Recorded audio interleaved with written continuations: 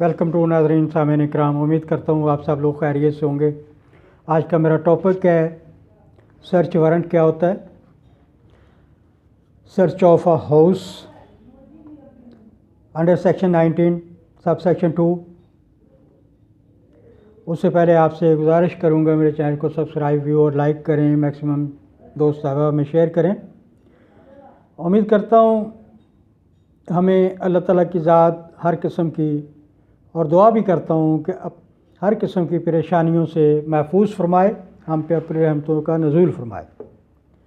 नाज़रीन इकराम, search warrant या search of a house का हम अक्सर सुनते रहते हैं। पुलिस आती है, जनाब घर की तलाशी लेनी शुरू कर देती है।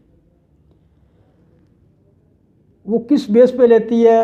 कुछ ठोस सबूत होना चाहिए उसके पास इन्वेस्टिगेशन के लिए, तलाशी के लिए, और उसके पास फिर परमिशन भी होनी चाहिए। हायर अथॉरिटी इलाका मजिस्ट्रेट है तो उसके लिए ज़रूरी है कि आपको पता हो कि सर्च ऑफ अ हाउस या सर्च वारंट क्या होता है। वो आपको देखना चाहिए। उससे पुलिस ऑफिसर जो भी उसके साथ टीम के साथ आता है उसको भाई आपके पास वारंट है, किस बेस पे आप तलाशी लेने के लिए आ गए, सर्च कर रहे हैं।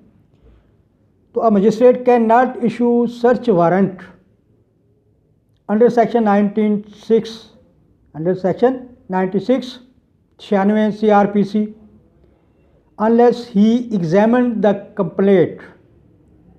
मजिस्ट्रेट के पास कोई कंप्लेंट आएगी तो वो सर्च वारंट का ऑर्डर इशू करेगा दफ़ा 96 फौजदारी क्रिमिनल प्रोसीजर कोड के तहत। तो फिर जाके पुलिस जो है वो किसी घर की तलाशी ले सकती है और रिटर्न प्रूफ आप उससे मांग सकते हैं, पुलिस टीम से या पुलिस ऑफिसर से जो उनके साथ सर्च के लिए आते हैं कि भाई ठीक है आप दिखाएं हमें पहले, उसके बाद आप इंटर हो सकते हैं, अदरवाइज ट्रेस पासिंग में हो जाएगा। There must be some material available to magistrate to which he must apply his mind before issuance of search warrant।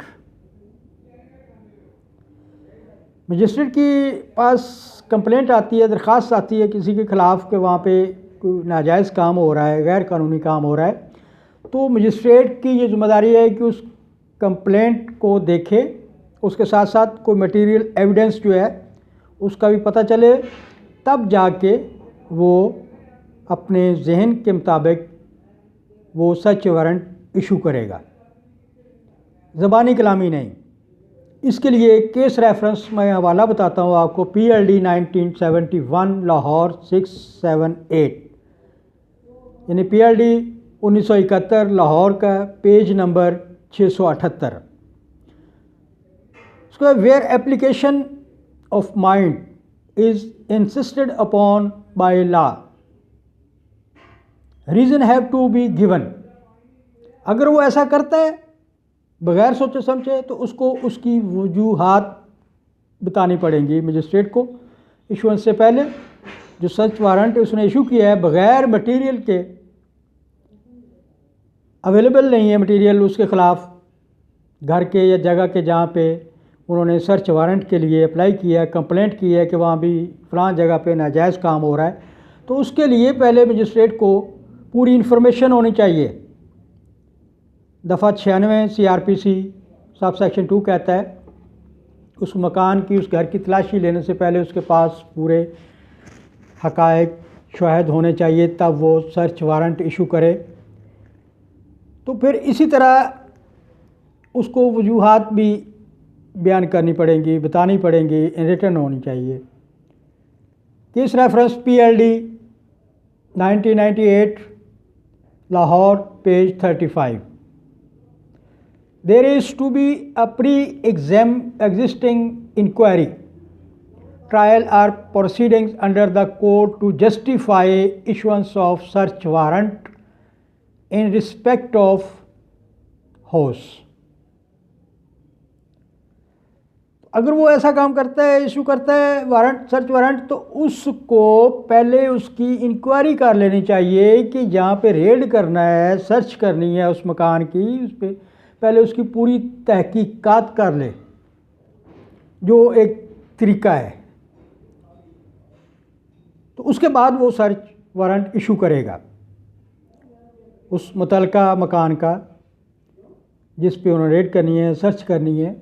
तो ये तरीका सर्च वारंट इशुएंस का कि पहले मजिस्ट्रेट को अगर कोई दरख्वास्त या कंप्लेंट करेगा, मजिस्ट्रेट जो है वो उसको हक़ाइक़ व शहादत को देखेगा, प्री एग्ज़ामिनेशन या इन्वेस्टिगेशन करेगा, उसके बाद वो उसको इशू करेगा। तो इसके लिए केस रेफरेंस का हवाला PLD 1998 पेज 35, ये केस रेफरेंस फाज़िल अदालतों का फैसला है कि उसके मुताबिक उसको करना पड़ेगा। वो मजिस्ट्रेट साहबान ऑलरेडी इस चीज़ को समझते हैं, अपने इख्तियारात को इस्तेमाल करते वक्त वो इन सब चीज़ों को मद्देनज़र रखते हैं। लेकिन जनरल पब्लिक के लिए ये ज़रूरी है कि अगर आपके घर पे कोई तलाशी लेने आ जाती है, पुलिस रेड होती है, आप उससे सर्च वारंट ऑफ हाउस या प्लेस देखें कि ये मजिस्ट्रेट की तरफ से बाकायदा कानूनी तौर पे इशू है, तब उसको इजाज़त दें। अपना ख्याल रखिएगा। Thank you very much. अल्लाह हाफ़िज़।